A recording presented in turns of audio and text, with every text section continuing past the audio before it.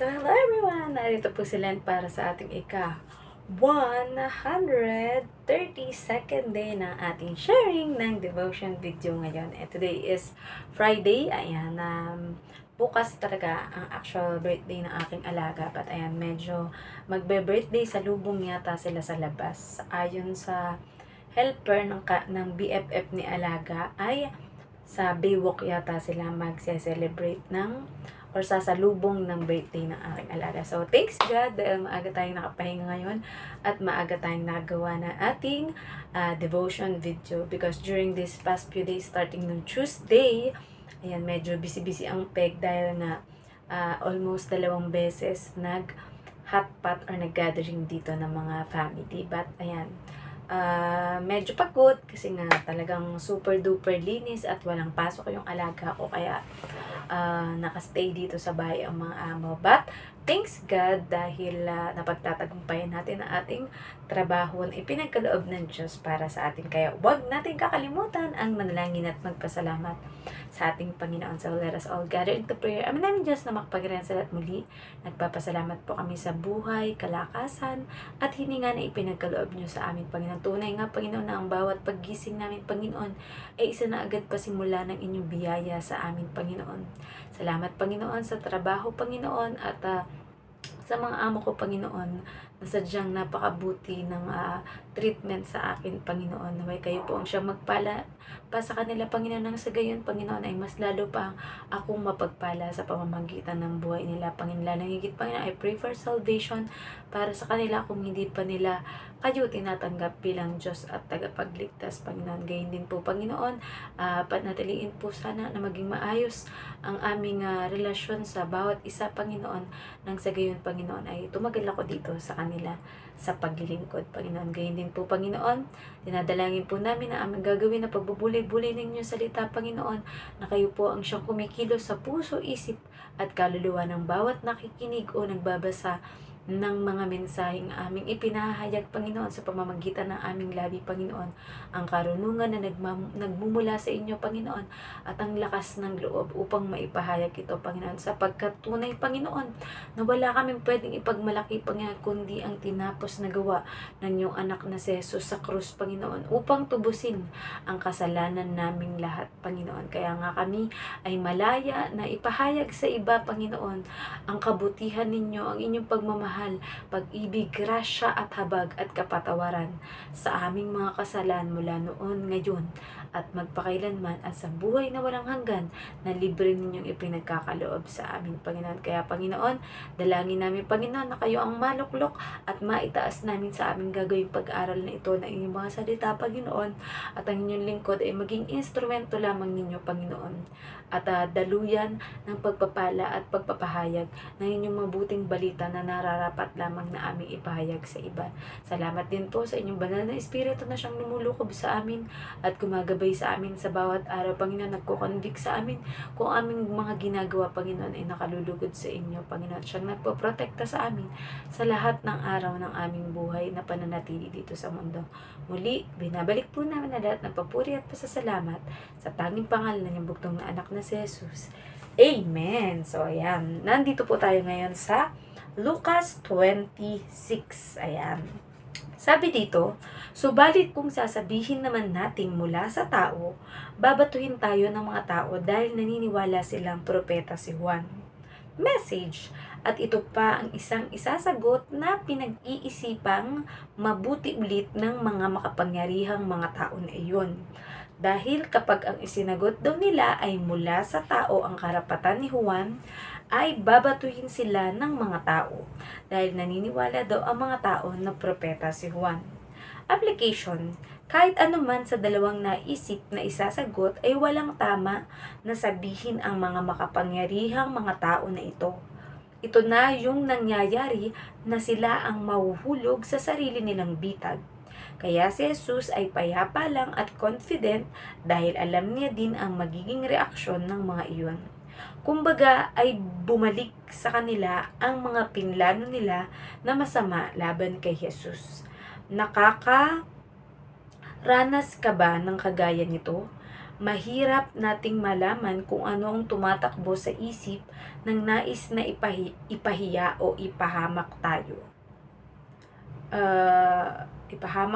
Subalit ang matibay nating sandata na panlaban sa mga masasama ay panalangin sa Diyos at panghawakan ang mga pangako niya. Hindi dapat tayo matinag at huwag nating hayaan na makabitiw kayo sa ating pagkakakapit sa Diyos. Dahil ang Diyos ang lalaban, haharap, magtatanggol sa atin sa mga kalaban, at sigurado ang tagumpay natin dahil walang katulad ang Diyos. So, purihin ang pagkabasa ng salita ng Diyos. O, diba? So, ayun na nga. So, talagang sobrang nag-iisip ng strategy yung mga kalaban or mga makapangyarihang tao na ito na nais na ipahamak ang ating Panginoong Yesus. Pero sabi nga, because our Lord Jesus Christ is all-knowing, dahil ang lahat ng mga karunungan ay ipinagkaloob sa kanya ng ating Panginoong Diyos Ama, diba? So, alam niya itong binabalak na ito sa kanya ng mga masasamang taong ito. Kaya, kumbaga, meron agad siyang nakaredy na strategy para sa mga ito, diba? And syempre, makikita din natin na nag-iisip din naman talaga ng mabuti itong mga makapangyarihang mga tao na ito, dahil kung ano't ano man dun sa dalawang naisip nila, ang maging sagot nila ay maaari pa rin nilang ikapahamak o ikapahiya sa mga taong saksi na nakikinig sa kanila, diba?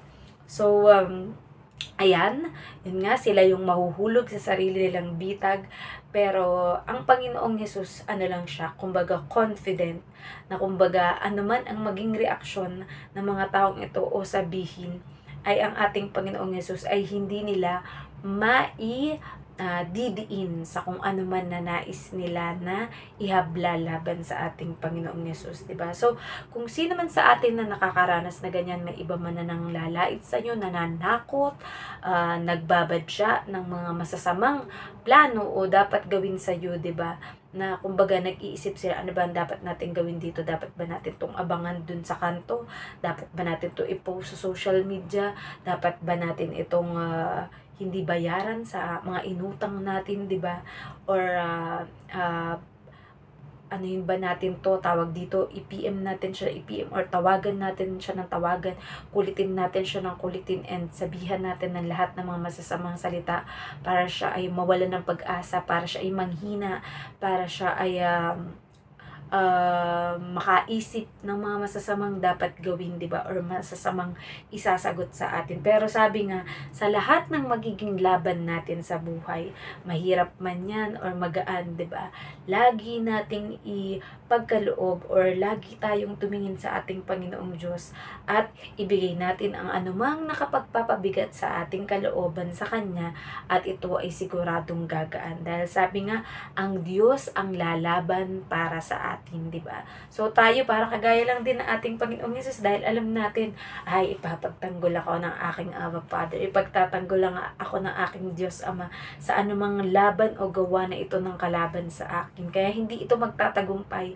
Kumbaga, tatawanan ko lang ang problema, tatawanan ko lang ang pananakot nila or mga threat ng kahit sino, tatawanan ko lang ang mga panglalait nila, tatawanan ko lang ang mga pagtatangka nila na gawan ako ng masama o ang kahit sino man sa aking mga kapamilya, 'di ba? Ang takutin ako, ang sirain ang aking pananampalataya, tiwala at pananalig at pagkapit sa pangako ng Diyos sa buhay ko. Pero mananatili tayo na matibay at matatag ang ating pag-ibig, pananalig sa ating Panginoong Diyos, kahit gabundok man ang problema, kahit matindi man ang bagyo na mararanasan natin sa buhay, dahil diyan makikita na tayo ay lubos na pinaghaharian ng ating Panginoong Diyos. Kumbaga, sabi nga sa kanta, with Christ in my vessel, I can smile at the storm, di ba?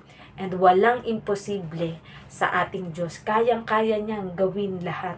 Mahirap sa tingin mo, kay hirap ng buhay, pero walang imposible sa ating Diyos. Ang Diyos nga ang lumikha ng lahat, ultimong tayo at ang buhay natin, 'di ba?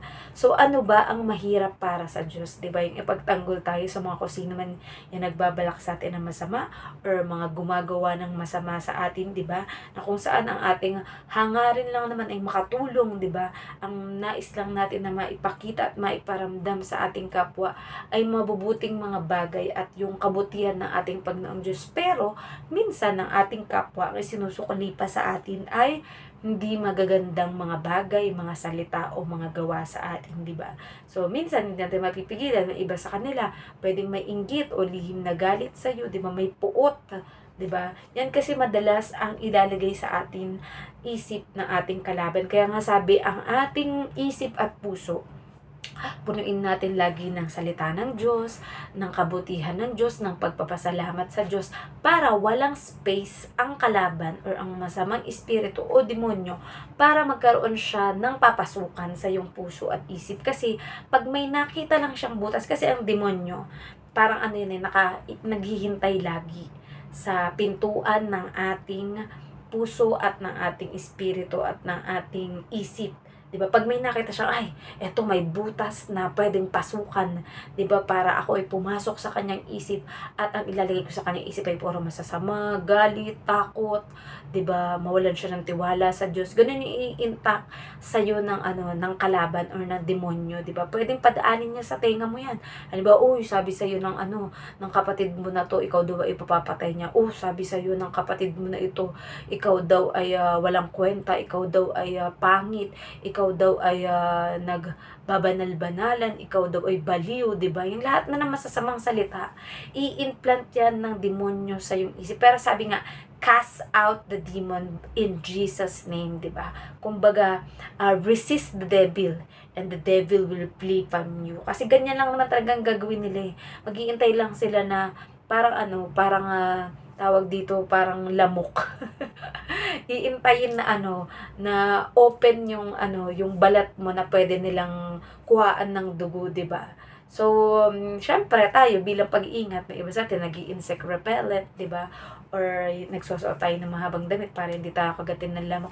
Ang demonyo din or ang masamang espiritu at si Satanas, ganyan din ang gagawin niya. Mag-iintay lang siya ng buwelo. Na kapag may nakita siyang buwelo na galit to ngayong pagkakataon na to, kaya siksikan natin to, na siksikan ng mga masasamang isipin, 'di ba? Para lalo siyang magalit, lalo siyang magwala, lalo siyang makapanakit ng kanyang kapwa, 'di ba? Pero if you have Christ, if you are God living in you, ayan, kahit humarap ka sa matinding mga hamon ng buhay, mga problema, pagsubok, pangungutya, at pananakot sa iyo ng kapwa, ay mananatili kang payapa, mananatili kang masaya, at lagi mong sasabihin na, with God, I have the victory. Ayan. In Jesus' name, we have the victory sa lahat ng pagdadaanan natin. Kaya, alam kong kaya-kaya natin mga pagdadaanan natin dahil ang Diyos ay lagi nating kasama. Sabi nga, Emmanuel, God is with us. So, nawa po ay meron tayong natutunan sa ating sharing ng devotion video ngayon. And let us all close it up into prayer. So, let's all pray. Ama namin Diyos na makapangyarihan at muli,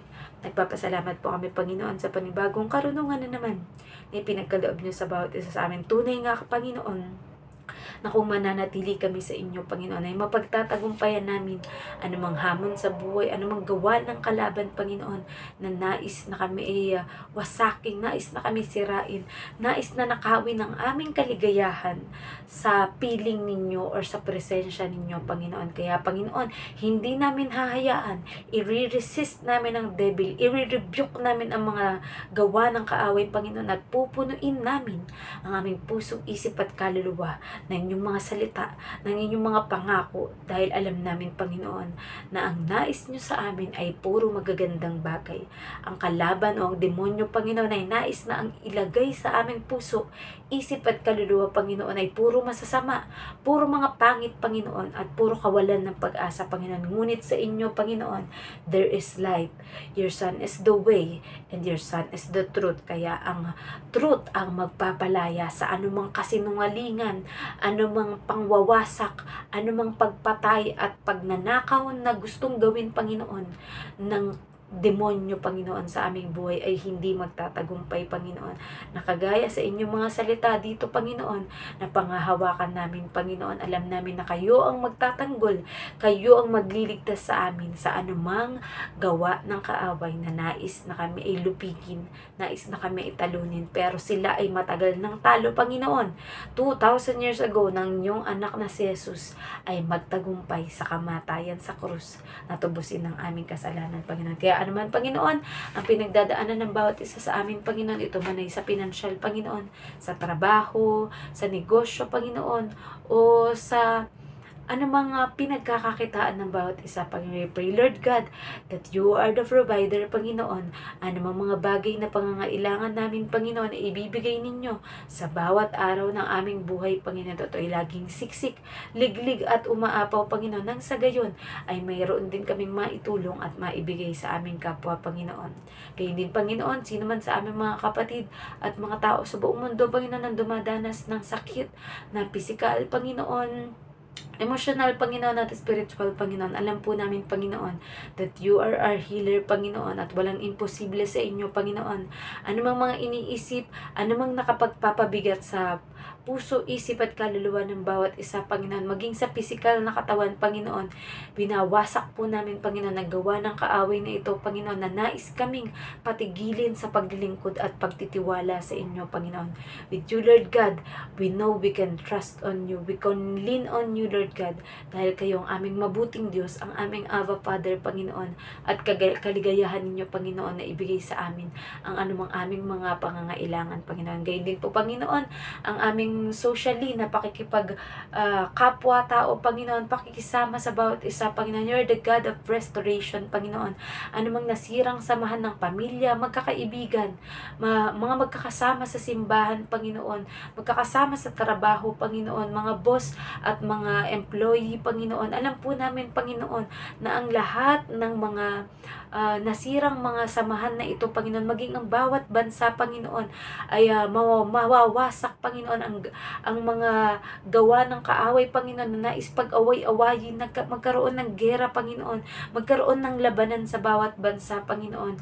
Alam po namin, Panginoon, na ibibigay ninyo sa kaisipan ng bawat isa, Panginoon. Paliliwanagin ninyo ang isip ng bawat isa, Panginoon, na ang mas kailangan ay magkaisa, magmahalan, magpatawaran, Panginoon, at maging sentro ng bawat buhay ng bawat isa, Panginoon. Kayo na aming Diyos, Panginoon. Paglingkuran kayo, purihin at pasalamatan sa bawat oras ng aming buhay, Panginoon. Sapagkat kung ano ang meron kami, Panginoon, itong lahat ay mula at galing sa inyo, Panginoon. Tunay na wala kaming pagmamay-ari, Panginoon, sapagkat ang lahat ng naririto, Panginoon, maging ang aming buhay, maging ang aming espiritu, Panginoon, ay pag-aari ninyo, Panginoon. Kayo ang may karapatang magbigay at kayo rin na may karapatang bumawi nito, Panginoon, sa inyong itinakdang oras at panahon, Panginoon. At dalangin po namin, Panginoon, at nagpapasalamat kami sa buhay ng bawat isa, Panginoon, mga pari ito, pastor, teacher, Panginoon, discipler, Panginoon, at mga nagmi-mission, Panginoon, sa iba't ibang lugar, Panginoon, iba't ibang bansa, Panginoon, upang maipahayag ang inyong mabuting balita, Panginoon. Gayon din pa, Panginoon, sa gumagamit ng mga social media, Panginoon, upang ipahayag ang inyong mabuting balita, Panginoon. We know, Lord God, na lahat ng mga pangangailangan, Panginoon, ng bawat isang ito, Panginoon, ay inyong ipagkakaloob, Panginoon. Dahil kaligayahan ninyo, Panginoon, ang mga bibig, Panginoon, ang mga katawan, Panginoon, na ginagamit upang papurihan kayo, Panginoon, upang dakilain kayo, and to go and make disciples of all nations, na magpupuri at magpapasalamat at laging makikita, Panginoon, ang kabutihan ninyo sa buhay ng bawat isa, Panginoon. Muli, binabalik po namin ang mataas na papuri at pasasalamat sa tanging pangalan niyang bugtong na anak na si Jesus. Amen. Good night po sa ating lahat and God bless. Bye-bye.